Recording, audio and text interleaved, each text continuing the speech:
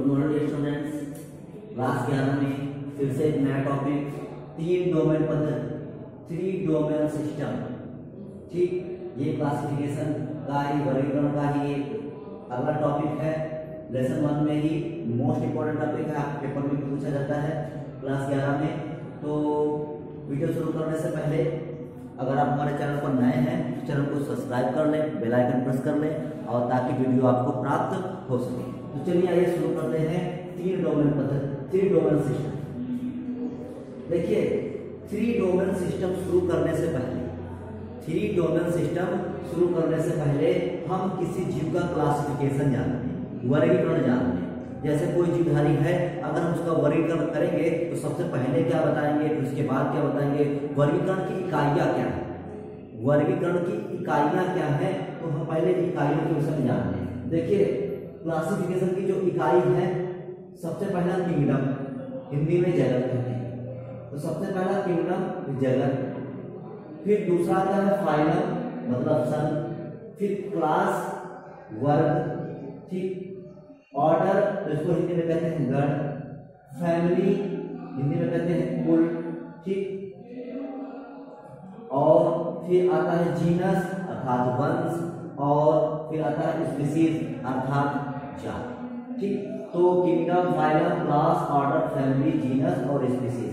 इस प्रकार से मोस्टली किसी जीव का वर्गीकरण करने के लिए हमें इतनी चीज तो पता ही होना चाहिए कि हम उसका वर्गीकरण कर रहे हैं।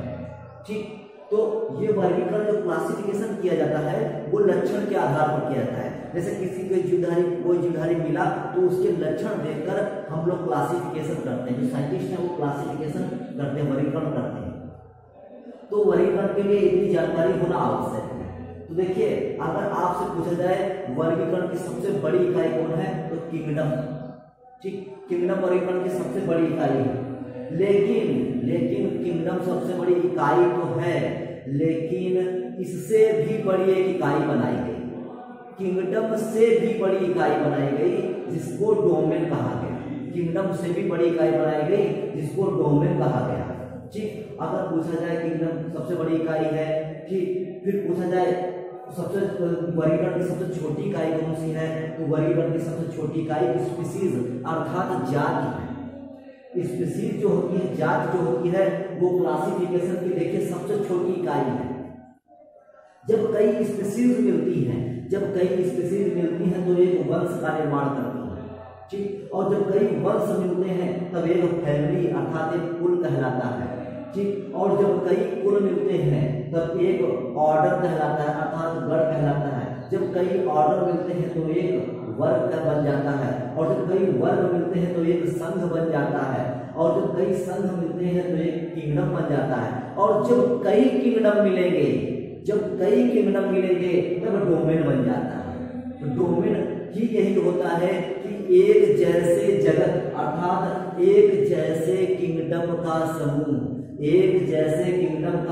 क्या कहलाएगा, डोमेन कहलाएगा। नीचे से चलेंगे, अगर हमसे कोई कुल पूछे कि कुल की परिभाषा क्या है, तो हम बताएंगे कि जब कई वंश एक साथ मिलते हैं जिनमें एक जातियां हों, तो कई वंश जब मिलते हैं तब एक फैमिली का निर्माण करते हैं। इसी प्रकार से जब गण पूछा जाएगा तो बताएंगे जब कई कुल मिलते हैं तब एक ऑर्डर अर्थात गण का निर्माण करते हैं। वर्ग की परिभाषा पूछी जाएगी तो बताएंगे जब कई ऑर्डर मिलते हैं तब एक वर्ग का निर्माण होता है। तो इस प्रकार से अगर डोमेन पूछा जाएगा तो बताएंगे कि जब कई एक जैसे जीवों के किंगडम मिलते हैं, तब जाकर डोमेन बनता है। तो डोमेन पद्धति क्या थी, तो अब हमने क्लासिफिकेशन के विषय में, वर्गीकरण की इकाइयों के विषय में जान लिया। अब आते हैं डोमेन पद्धति पर। तो देखिए 3 डोमेन पद्धति सिस्टम बनाया गया, अर्थात 3 जो जगत को मिलाया गया, जो एक जैसे जीवों के जगत को मिलाया गया, मतलब समझे एक जैसे जीवों के जगत को मिलाया गया तब एक डोमेन बना। ठीक, तो डोमेन क्या था, तो कार्ल वुज एक साइंटिस्ट थे।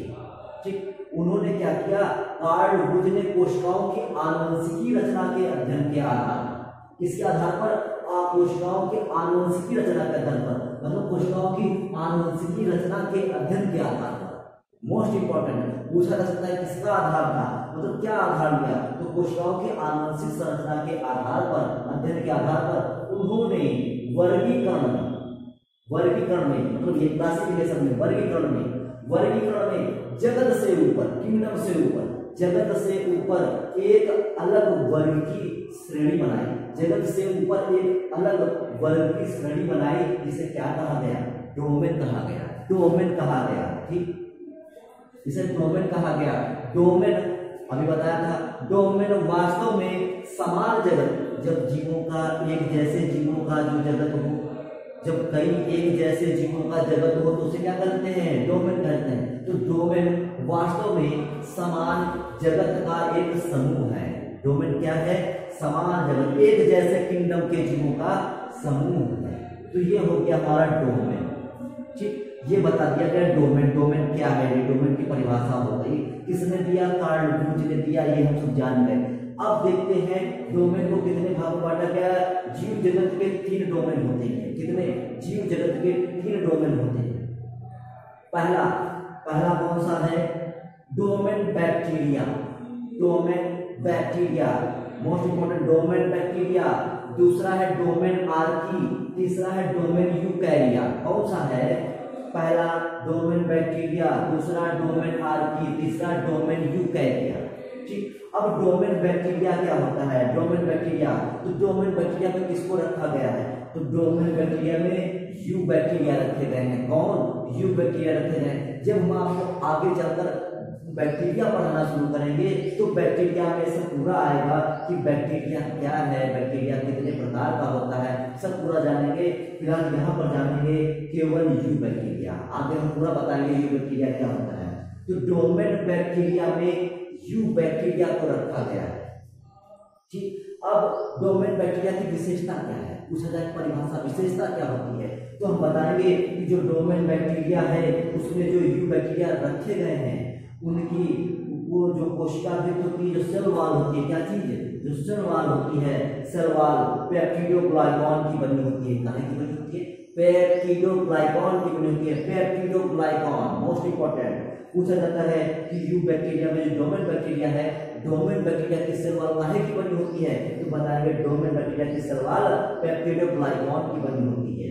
इसमें 70 प्रकार के राइबोसोम, बैक्टीरिया है एक, मतलब ये सूक्ष्म जीव है और इसमें जो होता है 70 प्रकार के राइबोसोम पाए जाते हैं और इसमें केंद्रक नहीं पाया जाता। जब केंद्रक ही नहीं है, केंद्रक विकसित नहीं होता है, तो इसमें जो होता है जो कला से घिरा केंद्रक नहीं होता है, जो केंद्रक होता है वो कला से घिरा ही नहीं होता है, बहुत प्रिमिटिव टाइप का जो केंद्रक होता है। ठीक, तो ये हो गए हमारे डोमेन बैक्टीरिया की विशेषताएं कि जो सेल वॉल होती है पेप्टाइडोग्लाइकॉन की बनी होती है, 70 प्रकार के राइबोसोम होते हैं, जो केंद्रक होता है वो कला से घिरा नहीं होता है, मतलब बहुत प्रिमिटिव टाइप का होता है और इसके अंतर्गत यू बैक्टीरिया आता है। एक टॉपिक मतलब दूसरा आता है डोमेन आर्की। क्या है, डोमेन आर्की। अब बताया जाएगा इसमें 70 प्रकार के राइबोसोम पाए जाते हैं, उसमें भी था, इसमें भी था, 70 प्रकार के राइबोसोम पाए जाते हैं और इसमें भी जो कला से घिरा केंद्रक नहीं होता है, ये भी प्रिमिटिव टाइप का है, तो कला से घिरा केंद्रक नहीं होता है और इसमें आर्की बैक्टीरिया को रखा गया। किसको रखा गया, देखिए इसमें यू बैक्टीरिया को रखा गया और इसमें आर्की बैक्टीरिया को रखा गया। मोस्ट इंपोर्टेंट पूछा जाएगा आर्की बैक्टीरिया को किस डोमेन में रखा गया है, तो डोमेन आर्की में। देखिए खुद क्या है, आर्की, आर्की मतलब आर्की बैक्टीरिया। ओके, तो इसी से ध्यान रखेंगे कि इसमें रखा किसको गया है, आर्की बैक्टीरिया को रखा गया है। अब तीसरा आता है डोमेन यूकैरिया। क्या आता है, तीसरा आता है डोमेन यूकैरिया। तो डोमेन यूकैरिया में प्रोटिस्टा, कावा, प्लांटी और एनिमलिया को रखा गया है। मतलब ये विकसित जीवों का समूह है, विकसित जीवों का डोमेन है, तो उसमें क्या रखा गया, प्रोटिस्टा, कावा, प्लांटी और एनिमलिया को रखा गया है और ये विकसित होते हैं, मतलब ये यूकैरियोटिक होते हैं, इसीलिए क्योंकि ये यूकैरियोटिक होते हैं इसलिए इसको यूकैरिया कहा गया।